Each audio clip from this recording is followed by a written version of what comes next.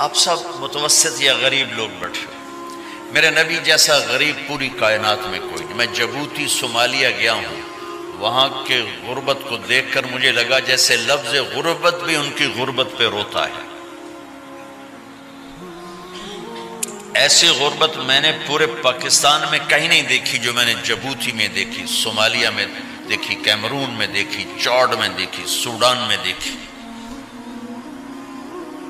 24 گھنٹے میں ایک دفعہ بھی کھانا نصیب نہیں۔ ہمارا غریب سے غریب آدمی 24 گھنٹے میں چولہا جلا بیٹھتا ہے، لیکن میرے نبی پر جو غربت آئی، کوئی ہے پوری دنیا میں تو اللہ نے مجھے پھرائی ہے جس کے گھر میں 2 مہینے چولہا نہ جلتا ہو۔ میرے نبی وہ فقیر تھے جن کے گھر میں 2 مہینے چولہا نہیں جلتا تھا۔ ایک رات آپ سوئے ہوئے، کبھی یوں کروڑ بدلے اور کبھی یوں کروڑ بدلے، بار بار حضرت عائشہ کے ساتھ۔ تو تھوڑی دیر کے بعد آپ تھوڑا سا آگے ہوئے اور چارپائی کی جو لکڑی ہوتی جس پر بان بنا ہوتا ہے، اس پہ پیٹ کو یوں فکس کر کے اور نیچے لٹک گیا، دھڑ آدھا نیچے لٹک۔ فَكَانَ قَابَ قَوْسَيْنِ أَوْ أَدْنَىٰ۔ واہ واہ واہ، کیا مقام ہے قاب قوسین، اور کیا حالات سے گزر رہے ہیں کہ یوں آدھا دھڑ نیچے لٹک گیا۔ ام عائشہ اٹھ کے بیٹھ گئیں، یا رسول اللہ خیریت کیوں؟ آپ اٹھ کے بیٹھے، کہا عائشہ بھوک بہت لگی، بھوک بہت لگی، اس لیے پریشر دیا تاکہ وہ جو بھوک کی طلب ہے نا میدے میں، اس کو پریس کیا، اس لیے پتھر باندھتے تھے کہ وہ پیچھے چلا جائے۔ اب مسجد میں تشریف فرما تھے، ایک صحابی نہ کر کہ یا رسول اللہ یہ دیکھیں، کپڑا ہٹایا، یہ دیکھیں میں نے پیٹ پہ پتھر باندھا۔ جن کے لیے کائنات بنائی، جنہیں اپنا حبیب کہا، جن کے چہرے کی قسمیں اٹھائیں، والضحیٰ، جن کی زلفوں کی قسمیں اٹھائیں، واللیل اذا سجا، جن کے منہ سے نکلے بول کی قسم اٹھائی، وقیلہ، جن کے کتاب کی قسم اٹھائی، والقرآن المجید، جن کے شہر کی قسم اٹھائی، وہذا البلد الامین۔ اتنی بڑی ہستی، آپ نے کہا ذرا ادھر دیکھو، آپ نے پیٹ سے کپڑا ہٹایا تو آپ نے 2 پتھر باندھے، دیکھو میں نے 2 باندھے۔ کوئی ایسا فقیر ہے دنیا میں دکھاؤ؟ عائشہ بھوک بہت لگی تو اللہ کے تو حضرت عائشہ رونے لگی، کہ یا رسول اللہ پھر آپ اللہ سے مانگتے کیوں؟ کہ عائشہ نہیں مانگوں گا، اسی بھوک میں اللہ سے ملاقات نہیں مانگوں، مجھ سے پہلے میرے جو بھائی آئے انبیاء وہ اسی فقر میں گئے، میں بھی اس فقر میں جاؤں گا۔ اپنے گھر میں یہ دکھ رکھا،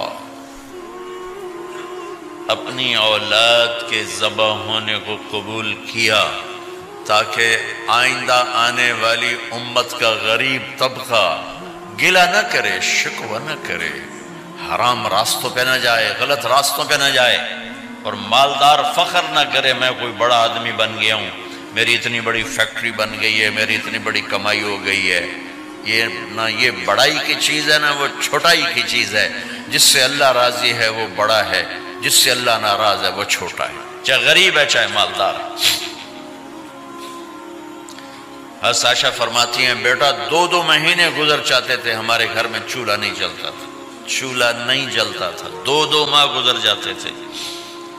ایک دفعہ باغ میں تشریف لے گئے، عبداللہ بن عمر آپ کے ساتھ ہیں، صبح کا وقت ہے تو اب کھجوریں گری پڑی، جو ملک نہیں ہوتی نا، کسی کوے نے ٹھونگ ماری، کسی طوطے نے اس کو ایسے ہی وہ اس کو ٹک دیا اپنی اس کے ساتھ چونچ کے ساتھ، تو وہ گر پڑی۔ اب اٹھا کے صاف کر کے کھا رہے تھے اور عبداللہ سے کہہ رہے تھے عبداللہ تو نہیں کھاتا؟ انہوں نے کہا جی مجھے بھوک نہیں ہے۔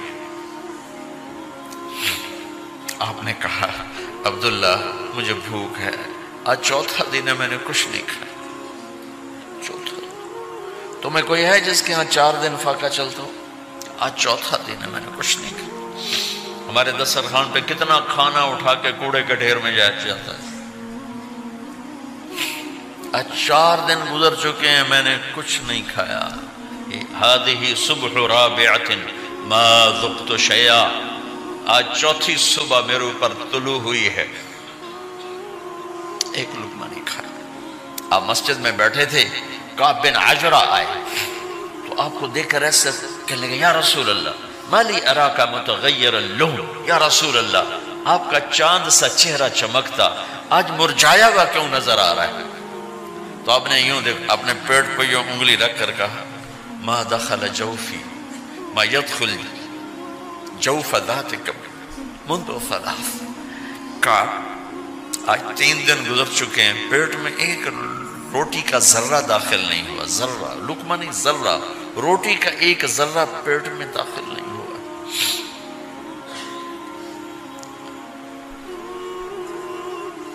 اور اتنی بڑی رسالت، اتنی بڑی نبوت،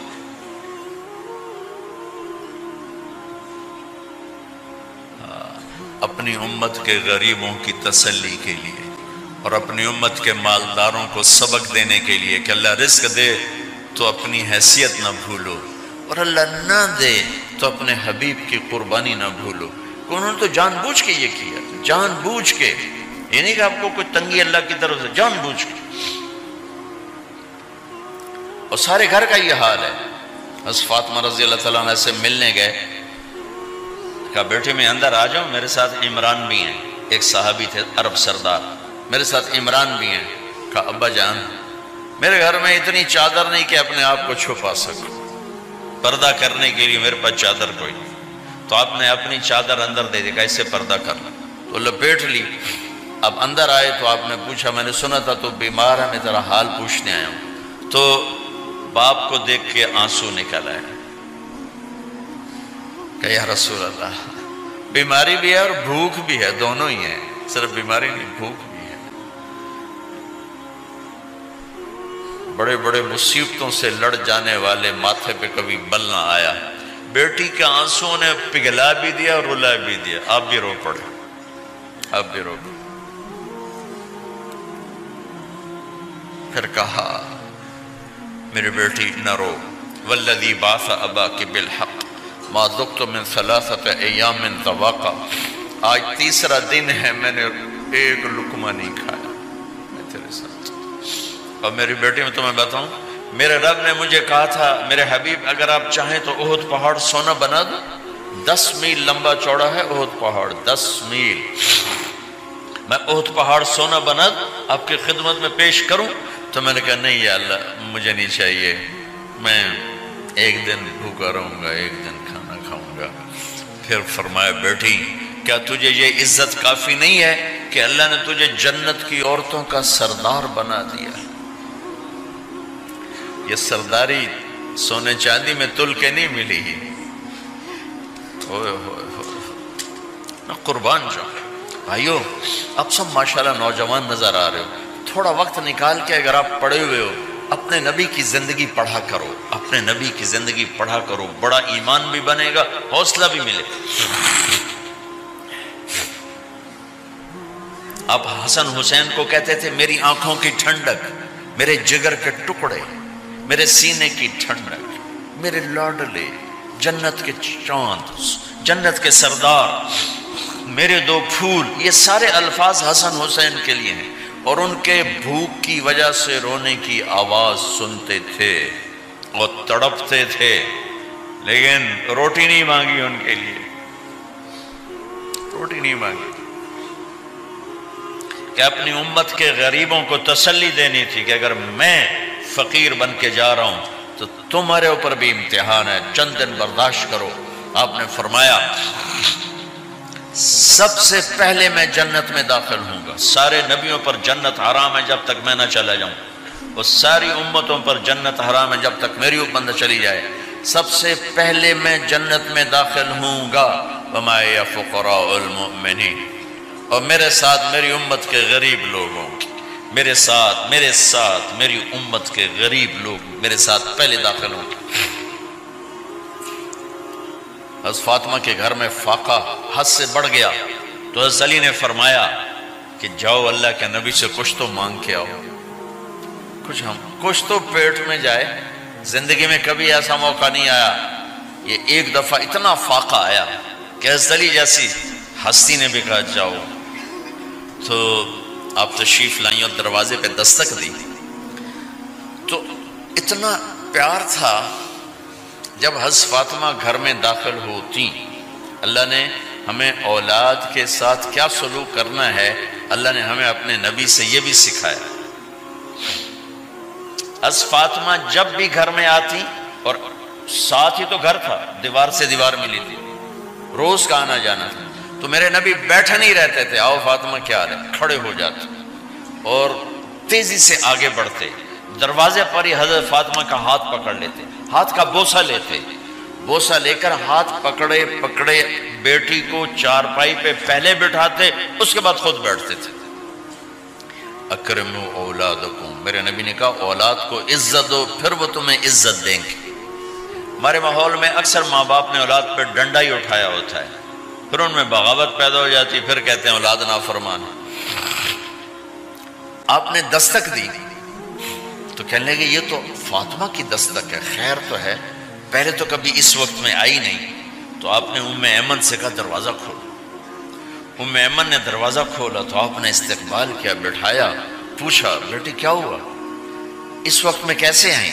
کہ یا رسول اللہ بہت فقر ہے، بہت بھوک ہے، آپ کے پاس سنا کچھ مال آیا ہے، کچھ ہمیں بھی دے دیا جائے. اتنی صابر بیٹی زندگی میں ایک دفعہ بھوک کی شکایت لے کر آئیں، اور آگے باپ نے پھر پیپر لے لیا، پھر امتحان میں ڈال دیا. آپ نے کہا بیٹی میرے پاس 5 بکریاں کھڑی ہیں، دے دوں یا 5 دعائیں سکھا دوں؟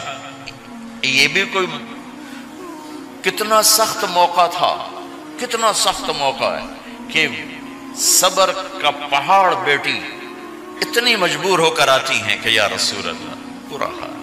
تو میرے نبی کہتے بیٹی یہ بکریاں بھی لے جا، دعائیں بھی لے جا، دونوں جمع کر دیتے، یا دعائیں بعد میں سکھا دیتے، بکریاں دیتے، ایک تو دے دیتے. پر امت کے غریبوں کو تسلی دینی تھی، چونکہ امت میں اکثر طبقہ غریب ہوگا. تو آپ نے کہا بیٹی 5 بکریاں دوں یا 5 دعائیں دوں؟ تو وہ سمجھ گئیں اپنے باپ کے مزاج کو کہ ابا جان امتحان لے رہے ہیں. تو کہا ابا جان بکریاں چھوڑ دیں، مجھے دعائیں سکھا دیں، مجھے بکریاں نہیں چاہیے. بھوکے کی رات بھی گزر جاتی ہے اور بھوکے کا دن بھی ڈوب جاتا ہے. تو آپ کا چہرہ ایسے کھل گیا کہ میری بیٹی پاس ہو گئی. کہا بیٹی آپ تم دعا میں یہ کہا کرو یا اول الاولین یا آخر الاخرین یا ذا القوة المتین یا راحم المساکین یا ارحم الراحمین. یہ تیرے لیے 5 بکریوں سے اعلیٰ چیز. اب گھر واپس گئیں خالی ہاتھ. حضرت علی نے فرمایا تو کچھ بھی نہیں لائی؟ کہا نہیں لائی ہوں، بہت کچھ لائی ہوں. کہا کیا؟ کہا میں دنیا لینے گئی تھی، آخرت لے کے آ گئی. ذهبت للدنیا وجئت بالآخرہ. تو حضرت علی نے فرمایا تیرا آج کا دن سب سے اعلیٰ دن، خیر ایامک ھذا. داماد کا امتحان لے لیا، حضرت علی کو بلا لیا. علی 5000 بکریاں دوں کہ 5 دعائیں دوں؟ اس وہاں تو 5 بکریاں، اب 5000 کر دیں. علی 5000 بکریاں لیتے ہو یا 5 دعائیں لیتے؟ تو بھی سمجھ گئے کہ آج میرا محبوب مجھ سے امتحان لے رہا ہے کہ علی کتنا کو مضبوط ہے اپنے ایمان میں. اور فاقے میں نے بتا دی کیا گزر رہے. آدمی اپنی بھوک سہ لیتا ہے، اولاد کا رونا برداشت نہیں ہوتا ہے.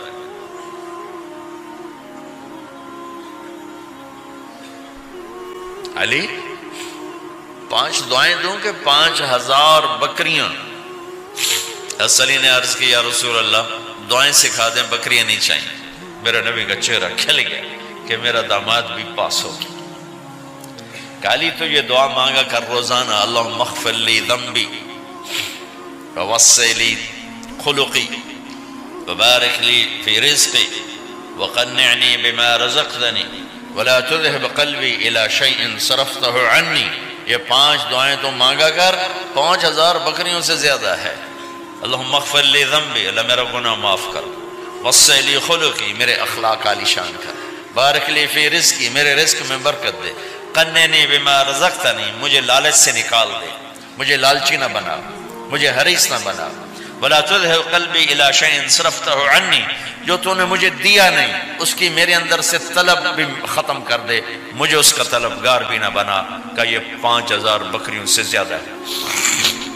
میں نے تھوڑا سا اپنے نبی کے گھر کا نقشہ آپ کو بتایا ہے کہ یہ چند دن صبر کی دنیا ہے، اللہ راضی ہو گیا تو موت سب سے خوبصورت پیغام